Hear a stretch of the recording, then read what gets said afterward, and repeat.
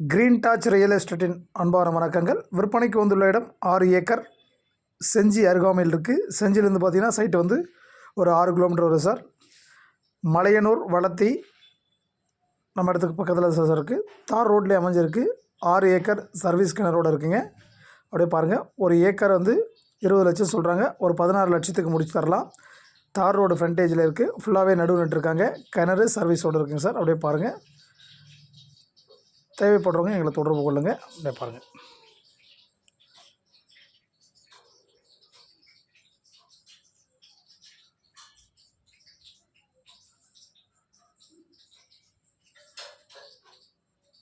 எல்லாமே நெல் பயிர் நட்டுருக்காங்க சார்.